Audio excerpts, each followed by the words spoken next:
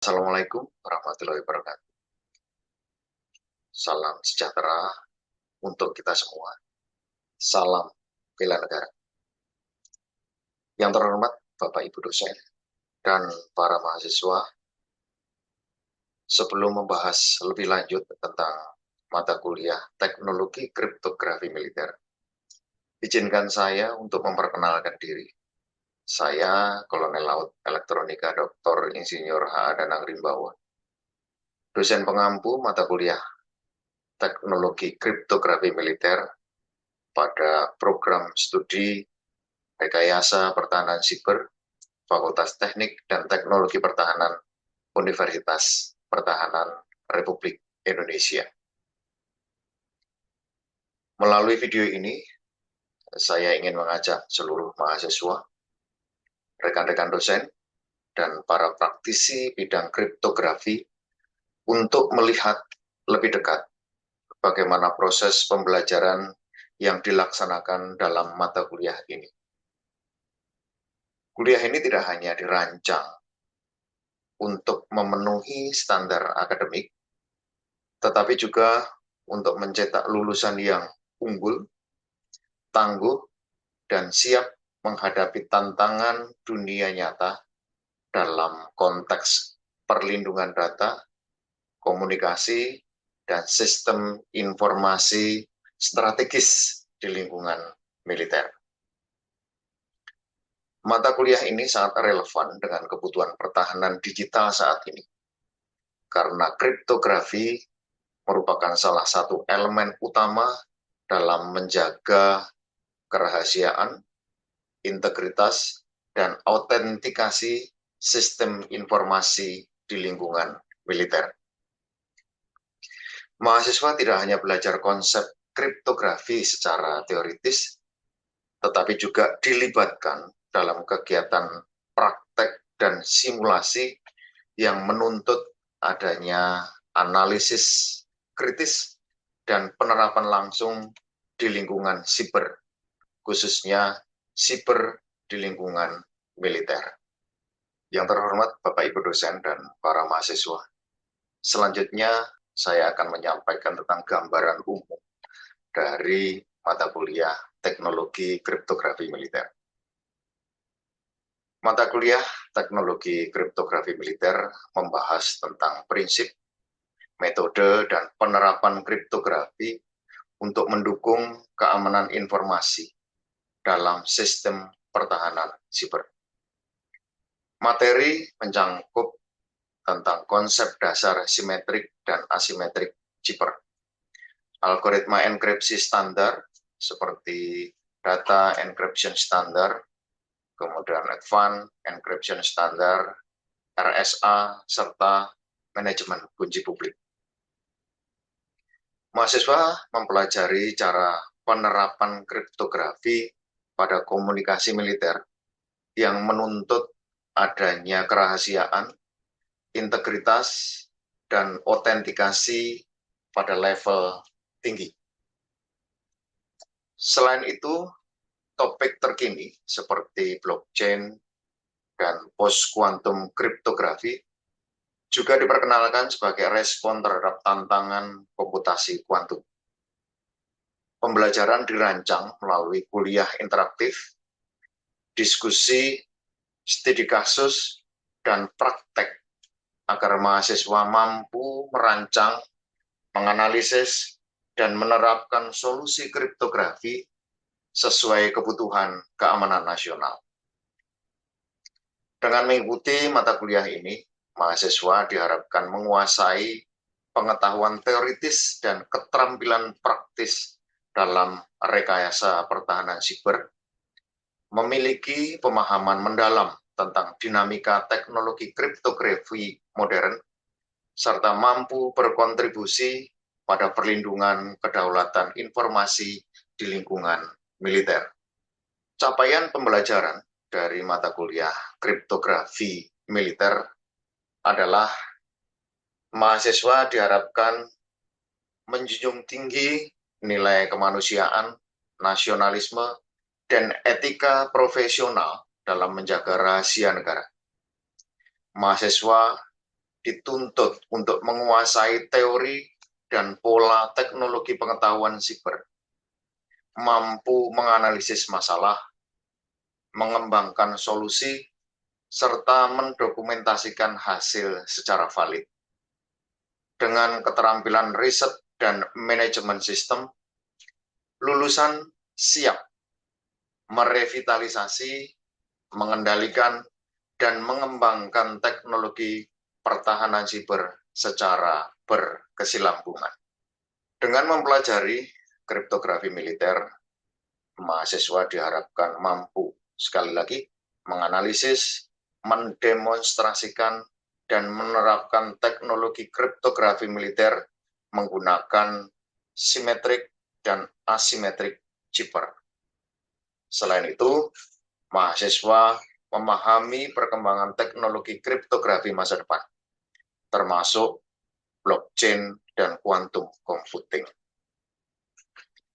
Capaian ini dicapai melalui pembelajaran teoritik, praktek, dan project mini, kemudian ujian, diskusi panel, selaras dengan capaian pembelajaran mata kuliah atau CPMK, kriptografi militer pada bidang rekayasa pertahanan siber. Materi sebanyak 16 kali pertemuan mencakup pengantar keamanan siber, kemudian simetrik chipper, seperti data encryption standar, advanced encryption standar, dan termasuk variannya. Ini semua dikelompokkan dalam CPMK 1. Kemudian dilanjutkan asymmetric chipper, termasuk di dalamnya misalnya RSA, kemudian ECC, dan manajemen kunci. Ini masuk dalam CPMK kedua. Mahasiswa juga mempelajari digital signature, aplikasi autentikasi, serta teknologi terkini seperti tadi kami sebutkan, yaitu blockchain dan quantum kriptografi. Ini dikelompokkan dalam CPMK ketiga. Selanjutnya adalah melaksanakan kegiatan evaluasi dalam bentuk ujian tengah semester dan ujian akhir semester. Materi pembelajaran selama sebanyak 16 kali pertemuan didukung dengan berbagai macam referensi. Buku utama yang digunakan adalah William Stalling tahun 2023, kemudian Bruce Schneier tahun 2021 untuk dasar kriptografi klasik hingga modern. Referensi lain mencakup karya Jonathan Katz, Yehuda, kemudian Gilles van As untuk kuantum kriptografi. Kemudian artikel yang dibuat oleh Chen et al., kemudian Zhang et al., standar NIST, ini digunakan untuk mendukung topik post kuantum kriptografi terbaru. Fokus utama adalah bagaimana teknologi kriptografi mampu mendukung pertahanan dan operasi militer modern dalam menghadapi ancaman siber yang semakin kompleks dan terus berkembang. Oleh karena itu, saya mengembangkan proses pembelajaran yang terstruktur dalam 3 pilar utama, yaitu delivery, kemudian interaction, dan assessment. Bapak, Ibu dosen, dan mahasiswa yang saya hormati, pelaksanaan pembelajaran teknologi kriptografi militer menggunakan pendekatan blended learning yang memadukan perkuliahan tatap muka, diskusi interaktif, serta pembelajaran melalui LMS yang dimiliki oleh Unhan, dan Zoom Meeting sebagai cadangan kegiatan pelaksanaan perkuliahan secara online. Materi disampaikan secara bertahap melalui ceramah secara kontekstual, pembahasan studi kasus, serta serangan siber nyata, demonstrasi algoritma kriptografi baik klasik maupun modern, kemudian simulasi proyek keamanan data, dan praktek pengujian Jibber. Mahasiswa mendapatkan akses penuh ke laboratorium quantum security berteknologi mutakhir, hibah dari Kookmin University Korea Selatan, bekerja sama dengan PT EYL, XKIT, dan TAMS Global. Sebagai fasilitas praktek post-quantum kriptografi dan eksperimen skenario kriptografi militer masa depan. Interaksi pembelajaran dirancang berbasis project learning dan collaborative learning. Mahasiswa dibagi dalam kelompok kerja untuk merancang sistem enkripsi lapangan, kemudian menguji protokol autentikasi digital, atau memodelkan manajemen kunci rahasia. Pada proses pembelajaran juga digunakan berbagai macam tools, salah satunya adalah CrypTools, kemudian Python, dan modul kuantum simulasi yang digunakan untuk memperkaya eksplorasi praktis. Pada forum LMS dan kelas sinkron, mendorong presentasi ide, debat argumentasi, serta evaluasi kebijakan keamanan data berdasarkan standar NATO dan juga standar yang dikeluarkan oleh NIST. Dalam konteks assessment atau pengujian dilaksanakan secara komprehensif dan terukur, mendukung pengembangan high order thinking skill seperti analisis, evaluasi, dan kreasi solusi nyata. Ujian tengah semester dan ujian akhir semester dirancang sebagai open book dengan problem solving berbasis skenario nyata di domain pertahanan. Sebagai komponen penilaian, mahasiswa dinilai berdasarkan beberapa kriteria. Yang pertama adalah tentang kehadiran dan partisipasi aktif.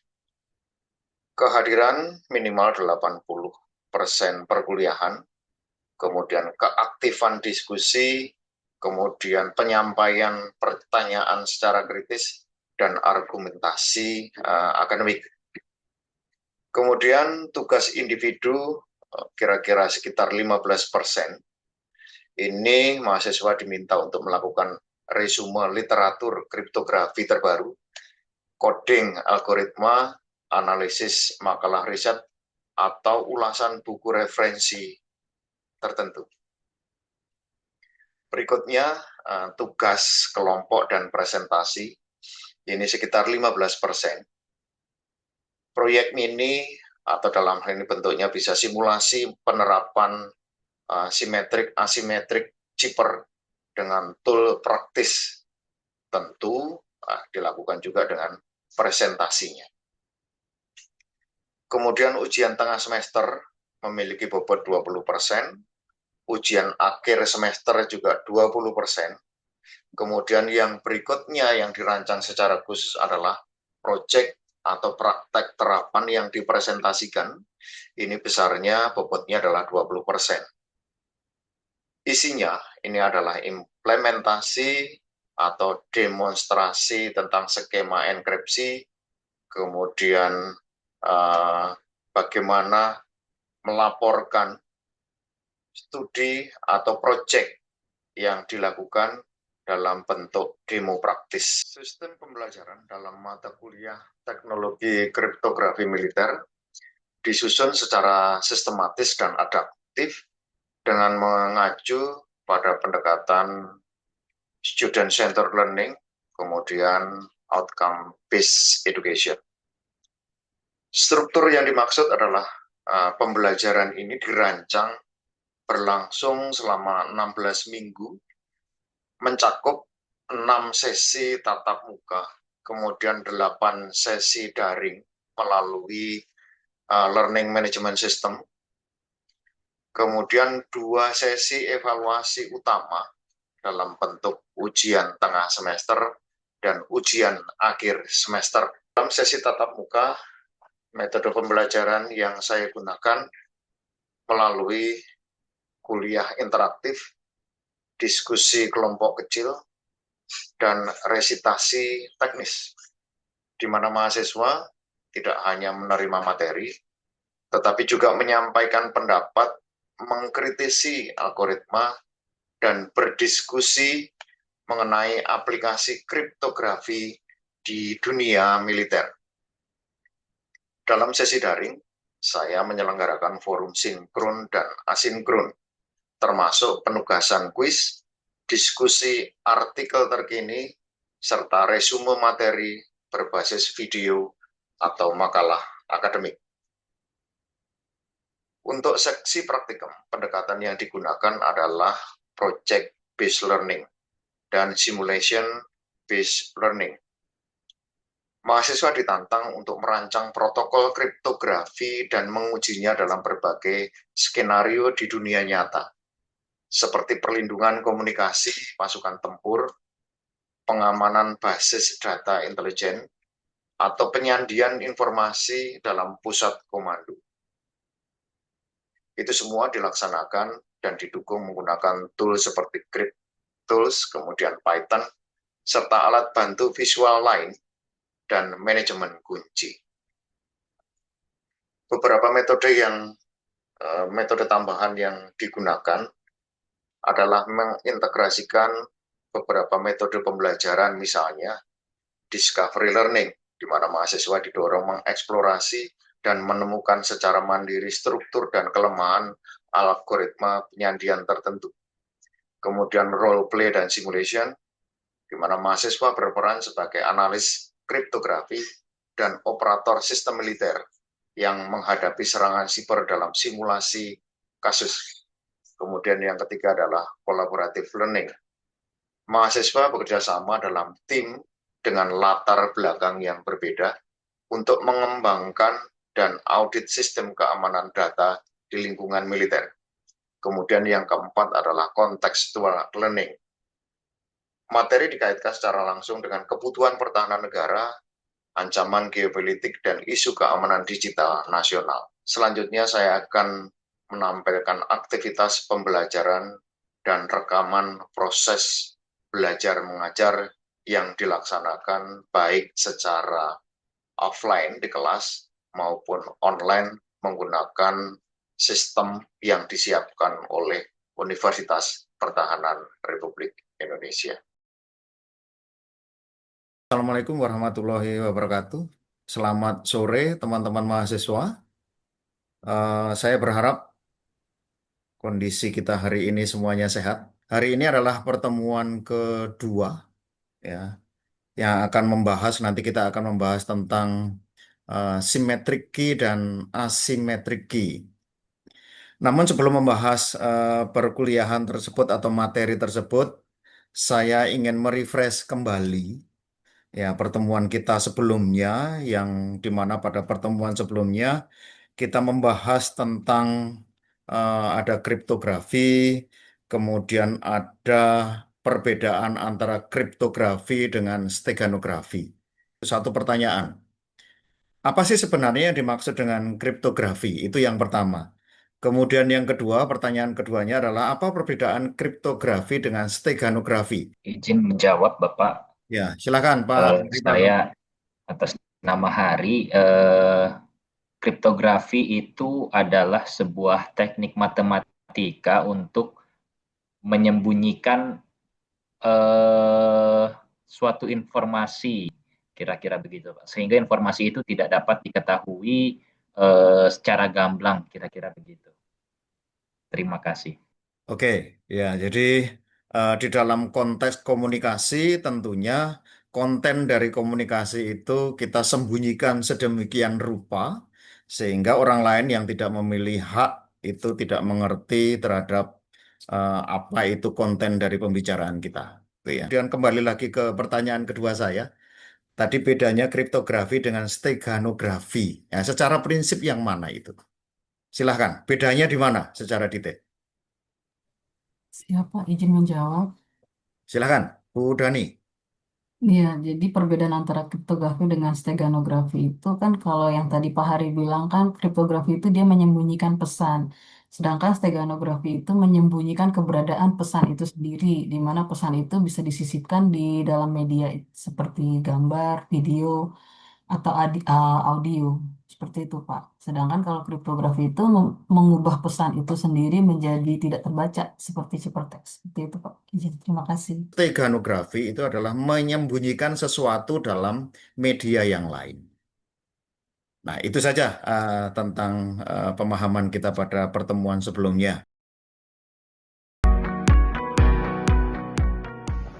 Jadwal pertemuan kita hari ini adalah paparan proyek yang sudah kita berikan penugasan pada minggu yang lalu. Oleh karena itu, untuk mahasiswa silakan salah satu untuk memaparkan proyeknya.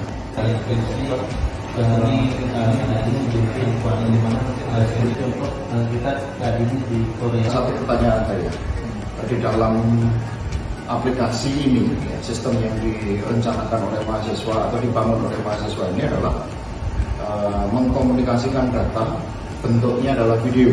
Oke. Jadi modelnya di quantum security itu dia tidak mengubah sistem terlalu banyak, cuma enkripsinya dipakai seperti quantum computing. Jadi ini perbedaan dengan quantum computing, kita hanya mengamati jalurnya saja supaya enkripsi itu bisa berjalan. Kenapa kita tidak ada perbedaan itu karena supaya dia bisa digunakan lebih dulu untuk keamanan datanya menggunakan quantum. Mahasiswa Kenyanga, sistem ini bisa tidak diimplementasikan di lingkungan militer atau lingkungan pemerintah? Bisa diimplementasikan di pemerintah maupun di militer, karena terutama dapat ditimbulkan dari keamanannya sendiri, di mana memang harus secure dan untuk kecepatan dan keamanan memang sangat bisa ditimbulkan.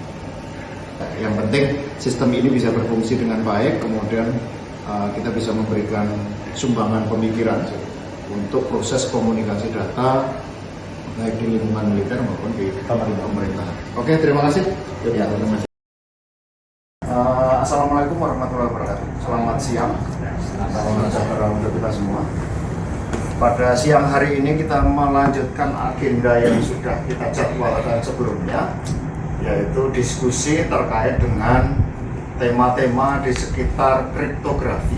Kemudian kita akan melaksanakan diskusi terkait dengan tema yang diangkat.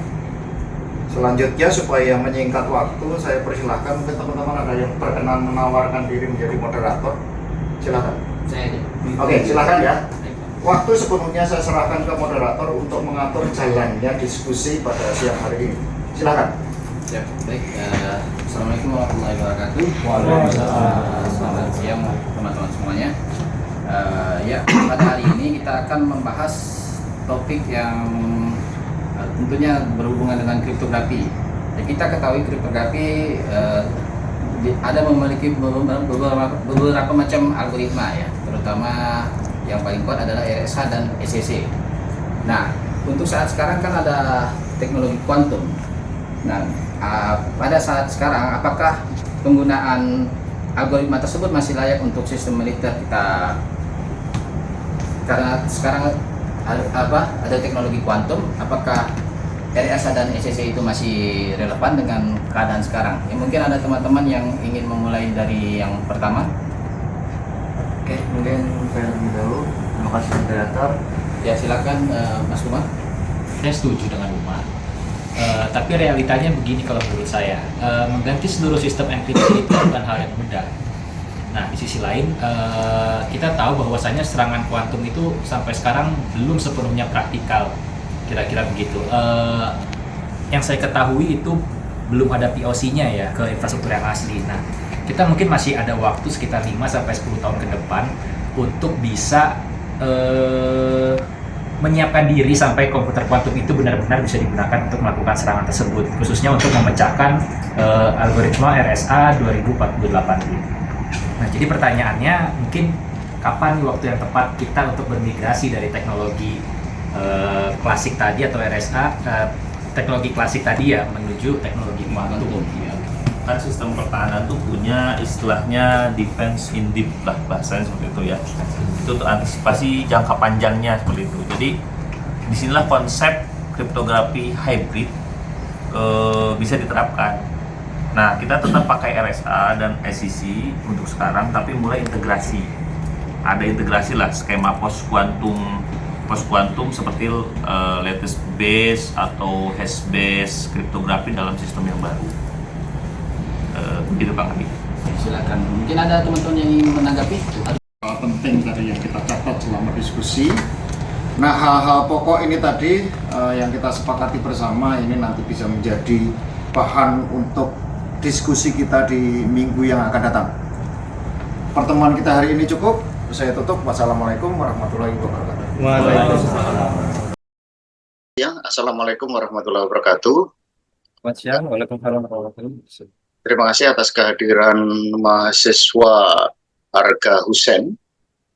Pada kesempatan siang hari ini kita akan melanjutkan kegiatan paparan tugas perorangan, di mana nanti mahasiswa akan memaparkan karya tulis atau hasil penelitian terkait dengan kriptografi. Kemudian di dalam paparan sudah bisa memberikan penjelasan tentang latar belakang, kemudian tujuan, metode penulisan yang dipakai, kemudian nanti hasilnya seperti apa, sampai mungkin nanti rekomendasi yang diberikan kaitannya dengan kriptografi di lingkungan militer. Silahkan mahasiswa Arga Husen. Saya izin simulasi. Yang pertama saya simulasikan yang algoritma kriptografi 3DS. Ini mana yang lebih efektif? Artinya Kalau prosesnya, kemudian decrypt-nya juga bisa lebih cepat begitu. siap.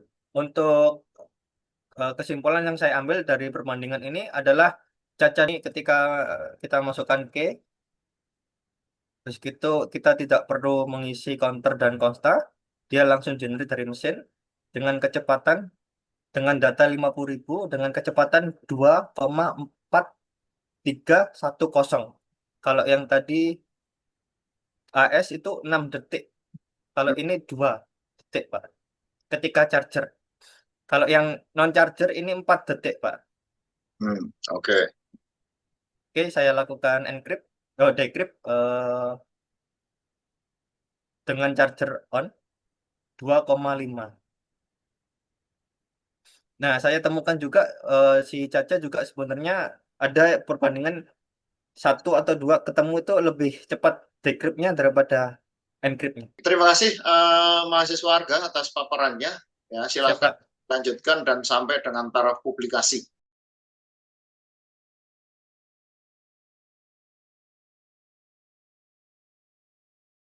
Bapak Ibu dosen dan mahasiswa yang saya hormati. Sebagai penutup, saya ingin menegaskan bahwa penguasaan terhadap konsep dan praktek kriptografi militer bukan sekedar pemenuhan kebutuhan akademik, tetapi merupakan kompetensi strategis dalam menghadapi eskalasi ancaman siber di era transformasi digital global. Di tengah ketergantungan tinggi pada sistem komunikasi elektronik, keahlian dalam merancang, mengelola, dan menjaga integritas sistem penyajian informasi menjadi tulang punggung kedaulatan pertahanan negara. Melalui pendekatan pembelajaran aktif berbasis proyek dan kontekstual, saya tidak hanya bertujuan untuk mentransfer pengetahuan teknis, tetapi juga membentuk karakter mahasiswa yang berpikir kritis, sadar terhadap konteks strategis, dan siap berperan sebagai penjaga keamanan informasi nasional. Setiap materi, diskusi, dan proyek yang dijalani mahasiswa dirancang untuk melatih sensitivitas teknis, kecakapan teknis, serta integritas dalam menghadapi tantangan dunia nyata. Saya percaya bahwa tugas pendidik di bidang pertahanan bukan hanya mengajar, tetapi juga menumbuhkan daya analitik, rasa tanggung jawab, dan kesadaran strategis pada generasi penerus bangsa. Oleh karena itu, saya terus berkomitmen mengembangkan metode pembelajaran yang inovatif dan relevan dengan landscape ancaman kontemporer demi mencetak lulusan yang unggul, adaptif di ranah pertahanan siber. Terima kasih atas perhatian dan kesempatan yang diberikan. Saya tutup. Wassalamualaikum warahmatullahi wabarakatuh. Terima kasih. Salam bela negara.